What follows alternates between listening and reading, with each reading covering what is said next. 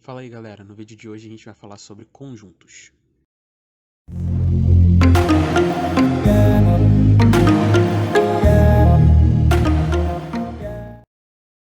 Vamos começar pelos conceitos. Então, elemento e conjunto são conceitos primitivos, então eles não são definidos, eles simplesmente existem. Então, se um elemento X pertence ao conjunto a gente diz que X pertence a A. Caso contrário, a gente diz que X não pertence a A. E a gente geralmente usa letras maiúsculas para representar conjuntos e letras minúsculas para representar elementos. Aí no exemplo eu tenho o conjunto automóveis, e como elementos eu tenho carro, moto, caminhão e ônibus. Então carro pertence a automóveis, mas só que triciclo não pertence a automóveis. Conjunto vazio é um conjunto que não possui elementos, e a gente representa esse conjunto como esse círculo riscado ou esse abrir e fechar de chaves. No exemplo aí eu tenho o conjunto A, onde x pertence a n, ou seja, n é o conjunto dos números naturais, e x é maior do que 1 e menor do que 2. A gente sabe que os números naturais são o quê? 1, 2, 3, 4, 5 e assim sucessivamente. Entre 1 e 2, a gente não tem nenhum número natural, então o meu conjunto A é vazio. Conjunto unitário é um conjunto que possui só um elemento. Então, aí no exemplo, eu tenho que B é igual a x pertence aos naturais também, com x entre 1 e 3. Como x é natural, a gente tem o 2, que é natural, e está entre 1 e 3, e ele é o único número que satisfaz esse intervalo. Então, o meu conjunto B, ele só tem o elemento 2. Um conjunto A é um subconjunto de um conjunto B quando todos os elementos de A pertencem a B. Então, a gente representa a inclusão de conjuntos por A contido em B, é esse Czinho achatado aí.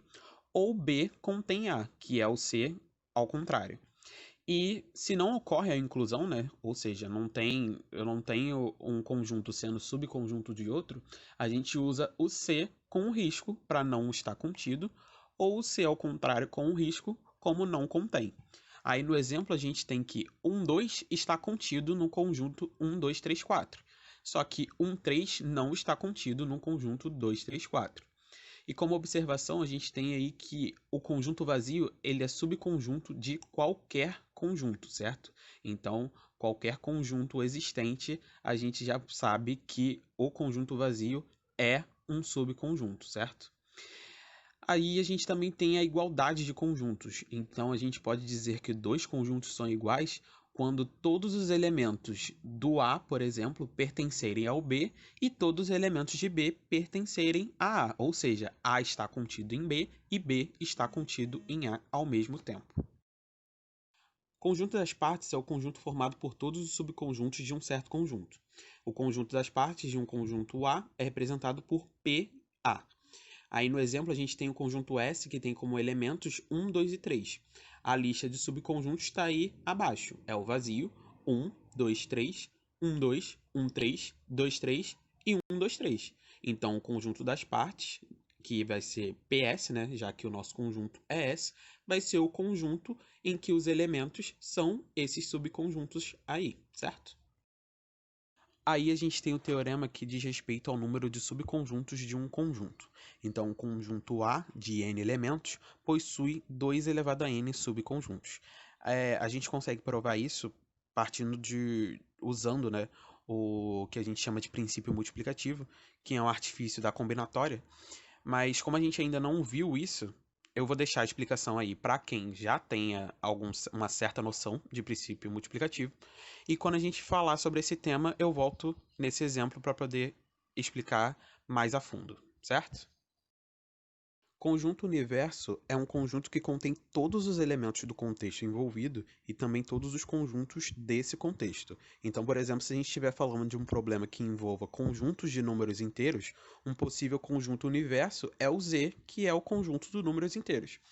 E a gente também pode escolher para conjunto universo o que são os racionais. Todo inteiro é racional.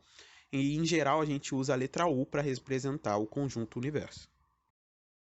Diagramas de Venn são diagramas que mostram todas as possíveis relações lógicas entre uma coleção finita de conjuntos. E a gente costuma usar os diagramas mais para poder resolver problemas e ajudar a organizar, porque em problemas de conjunto costumam vir muitas informações. Então, o diagrama de Venn ajuda para poder dar uma certa arrumada nessas coisas. Aí no exemplo, eu tenho o conjunto A e o conjunto B. O X, ele é um elemento que pertence somente ao A. O Y pertence somente a B e o Z pertence a A e B ao mesmo tempo. Agora falando um pouco sobre operações envolvendo conjuntos, a gente começa pela união. E a união de dois conjuntos A e B é o conjunto formado por todos os elementos que pertençam a A ou B. E para que um elemento esteja na união, basta que ele pertença a pelo menos um dos conjuntos. Então, a união B tem elementos X, que X pertence a A ou X pertence a B. Aí no exemplo eu tenho a união do conjunto 1, 2 com o conjunto 3, 4. Isso vai virar um conjunto 1, 2, 3, 4. Eu tenho a união do conjunto 1, 2 com o conjunto 2, 3.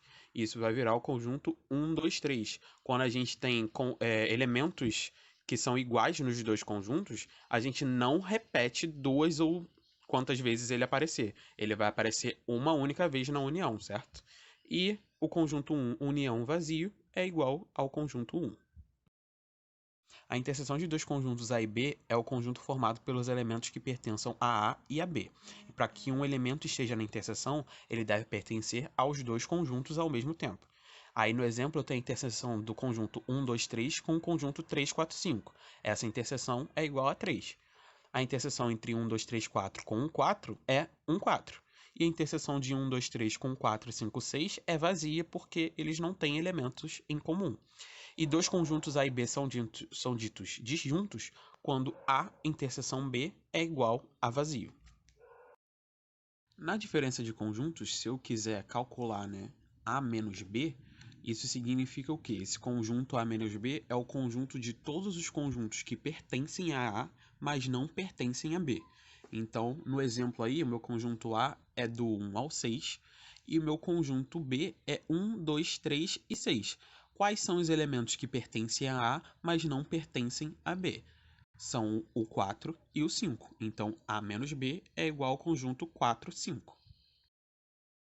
Dados dois conjuntos A e B com A contido em B, o complementar de A em relação a B é o conjunto cujos elementos estão em B e não estão em A. Ou seja, o complementar de A em relação a B são todos os elementos que faltam para a gente colocar dentro de A para que ele se iguale ao conjunto B.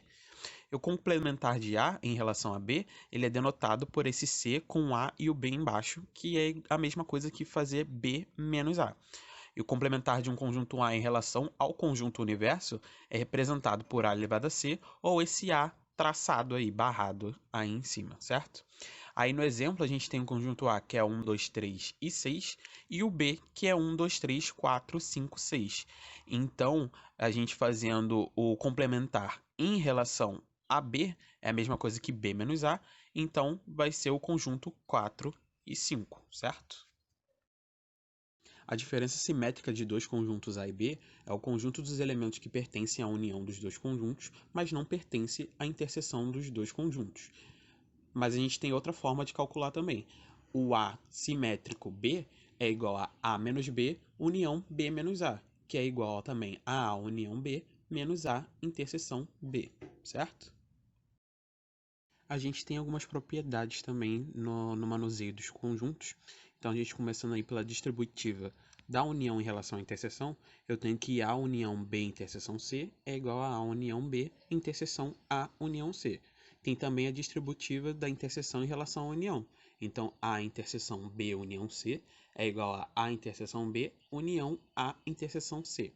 A primeira lei de De Morgan diz que o complementar de A união B é igual ao complementar de A interseção complementar de B. E a segunda lei de De Morgan diz que o complementar da interseção de A com B é igual a complementar de A união complementar de B.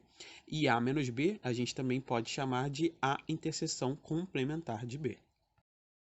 O princípio da inclusão e da exclusão ele é usado para calcular o número de elementos de uma união. Então, se a gente representar n de x como a quantidade de elementos de um conjunto x, para a gente calcular o número de elementos de uma união entre dois conjuntos, a gente tem que n de A união B é igual a n de A mais n de B menos o n da interseção de A com B.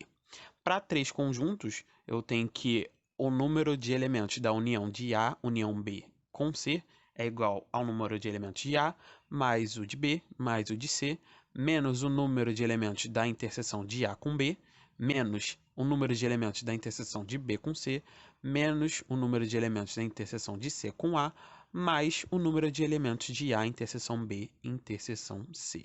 Eu poderia falar mais sobre isso, porque a gente consegue gerar um certo algoritmozinho para poder calcular a união de quantos conjuntos a gente quiser, mas eu acho que a nível Enem, a gente chegando só na união de três conjuntos, a gente já tá de boa já, certo?